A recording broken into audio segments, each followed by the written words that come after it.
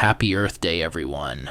It's time to celebrate the beautiful, life-giving planet we call home, raise awareness about environmental issues, and promote sustainable living practices.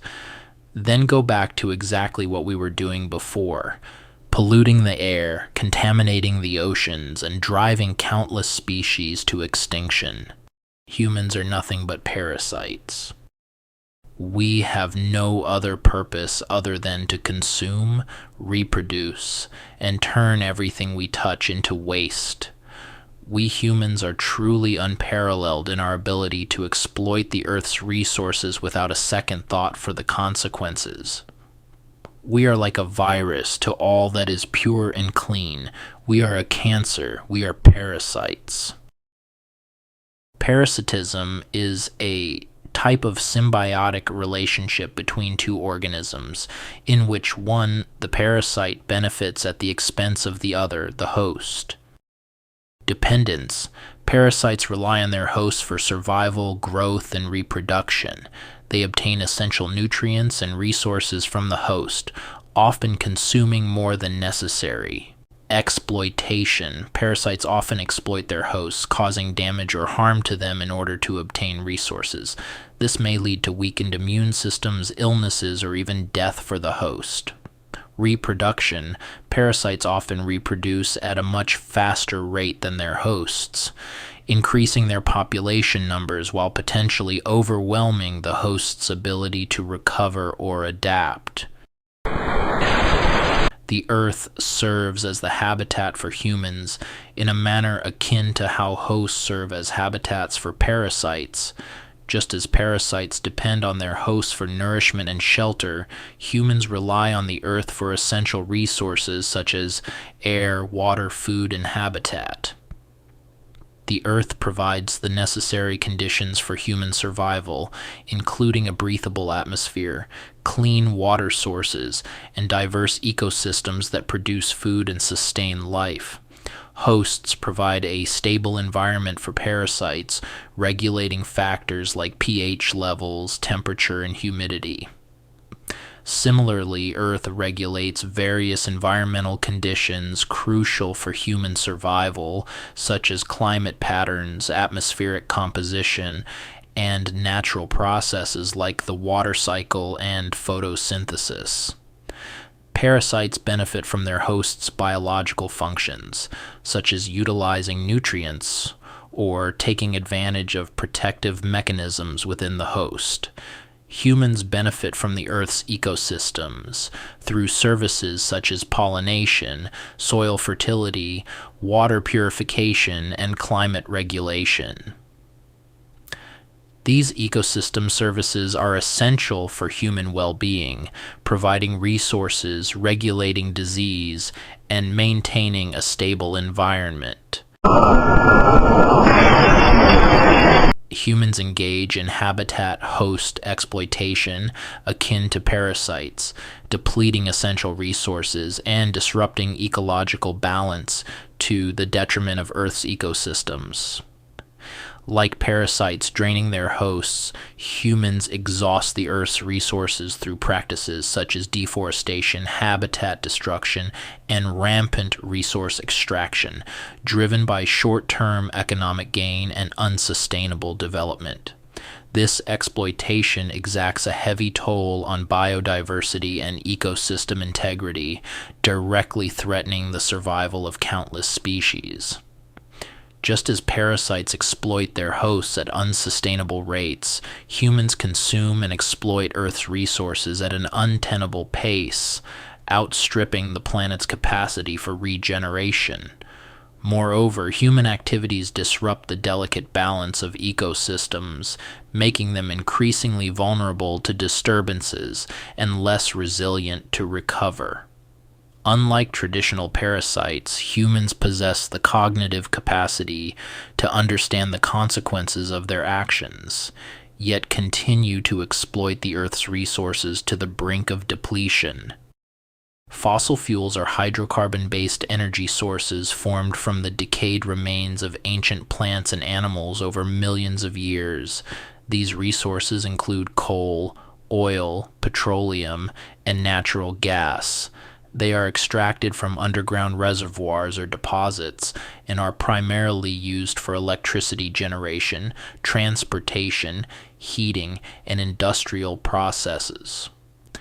Given their geological formation process, fossil fuels are considered non-renewable resources, meaning they are not replenished on human timescales.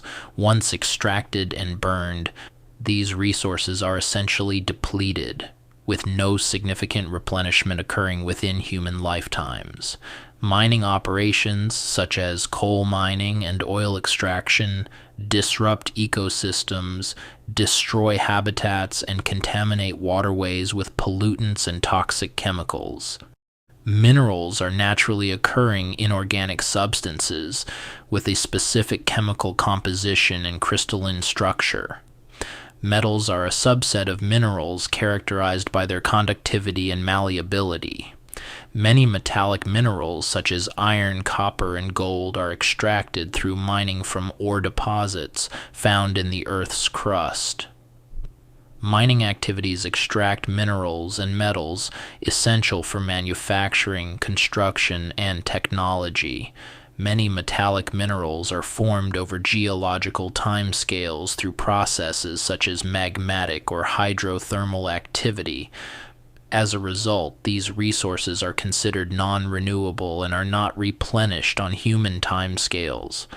Mining operations often involve clearing large areas of land, disrupting ecosystems, and altering natural landscapes. This leads to soil erosion, degradation, and loss of soil fertility, which can have cascading effects on plant and animal life, as well as on agricultural productivity. Human exploitation of biological resources has significant impacts on ecosystems and biodiversity. Forests, oceans, and other natural habitats provide resources such as food, timber, and raw materials for clothing and other products. However, unsustainable practices such as overfishing and destructive agricultural methods disrupt delicate food webs and ecosystems, leading to biodiversity loss and the extinction of animal species. Overfishing is a prime example of how human activities can disrupt marine ecosystems. With advancements in fishing technology and increased demand for seafood, many fish stocks have been depleted to unsustainable levels. This not only threatens the survival of targeted fish species, but also disrupts the balance of marine food webs, leading to cascading effects on other species dependent on those fish for food. Out of all of these, which is the most dangerous to the planet and our survival? Fossil fuels stand out as the most dangerous to our ecosystem and the Earth. Fossil fuels are primarily responsible for the catastrophic effects of climate change, including global warming, rising sea levels, extreme weather events, and habitat destruction. The extraction, processing, and burning of fossil fuels release vast amounts of greenhouse gases into the atmosphere, trapping heat and disrupting the Earth's climate systems. This leads to irreversible damage and threatens the survival of countless species, including humans. The combustion of fossil fuels releases harmful pollutants into the atmosphere. Air pollution from fossil fuel combustion poses the most severe dangers to human health and the environment. Particulate matter, sulfur dioxide, nitrogen oxides, volatile organic compounds, and carbon monoxide contribute to respiratory illnesses and cardiovascular problems such as heart attacks, strokes, and hypertension. Most wars, especially over the past century, have been waged due to the pursuit and control of fossil fuels, although concealed behind other justifications. The quest for control over oil, natural gas, and other fossil fuel resources has frequently been a driving force behind geopolitical conflicts and military interventions, leading to widespread devastation and loss of life. One prominent example is the Middle East, where numerous wars and conflicts have erupted for control over the region's vast oil reserves. The importance of these resources, coupled with their immense economic value, has led to power struggles, territorial disputes, and interventions by both regional and global powers. Deforestation ranks among the most environmentally devastating practices humans have inflicted upon the Earth's landscapes. It involves the systematic clearing of forests, often carried out at an alarming pace and scale, driven by insatiable demands for timber, agricultural land, and urban expansion. The consequences of deforestation are dire, with far-reaching impacts on biodiversity, climate stability, and the integrity of ecosystems. The loss of biodiversity due to deforestation is an irreversible tragedy, resulting in the extinction of countless plant and animal species and the unraveling of intricate ecological networks that have evolved over millions of years. As forests are razed to the ground, entire populations of flora and fauna are wiped out, condemning them to oblivion with no hope of recovery. This loss of biodiversity not only represents a profound betrayal of the Earth's natural heritage, but also signals the collapse of natural systems that have sustained life on our planet for millennia. Urbanization and agricultural expansion result in the irreversible conversion of natural habitats into built environments and farmland. Natural areas such as forests, wetlands, and grasslands are bulldozed and paved over to make way for roads, buildings, and infrastructure. Once transformed, these ecosystems are forever lost, along with the myriad plant and animal species they once supported. The dense concrete jungles of urban areas replace the lush greenery and diverse habitats, disrupting ecological balances and reducing resilience to climate change and natural disasters. Forests play a critical role in regulating the Earth's climate by absorbing carbon dioxide through photosynthesis and storing it in their biomass. However, deforestation releases the stored carbon back into the atmosphere, exacerbating the greenhouse effect and contributing to global warming. The loss of forests not only diminishes the planet's capacity to mitigate climate change, but also amplifies its impacts, leading to more frequent and severe weather events, disruptions in precipitation patterns, and rising sea levels.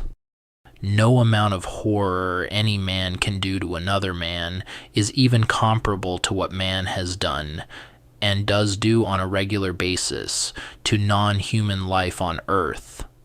An army can wage war and kill 100,000 people in a few years, but a forest can be cleared in a few days, and result in the death of hundreds of thousands, even millions of insects, mammals, birds, reptiles, and amphibians. It is truly disgusting and deplorable that society will protest and express such concern over the suffering and death of human life, but not even bat an eye to what one corporation will do to a forest. It's anthropocentric behavior like this that makes me have no empathy or compassion towards other humans.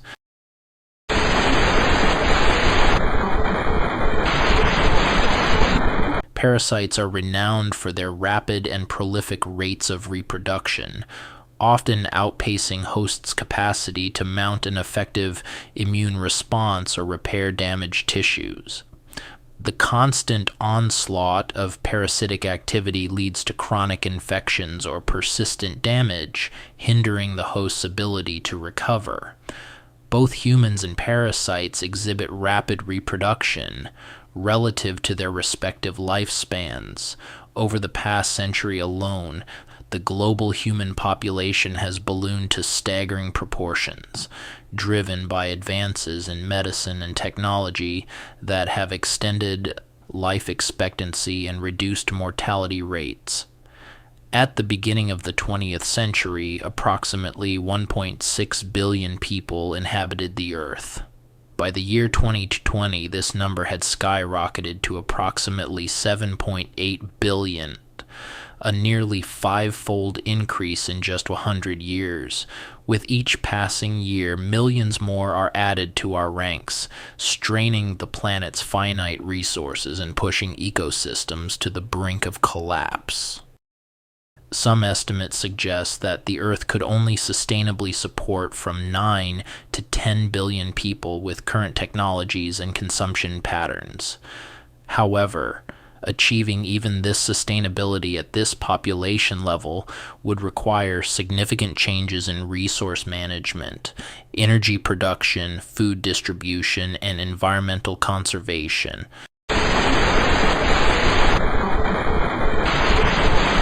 Compared with traditional parasites, whose consumption is often regulated by the need to maintain a sustainable relationship with their hosts, human overconsumption knows no bounds.